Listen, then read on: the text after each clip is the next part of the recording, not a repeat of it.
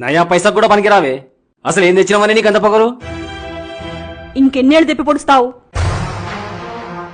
ఏందే నోరులేస్తుంది? అప్పుడు మా నాన్న స్తోమత తగ్గట్టు పెళ్లి చేసి ఇచ్చాడు. అయినా ఎందుకు ఇవ్వాలి కట్నం?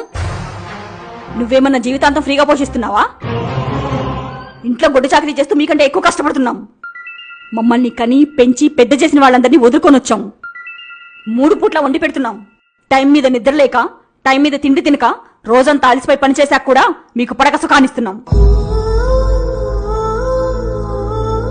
మా రక్తాన్ని దారబోసి పిల్లల్ని కంటున్నాం.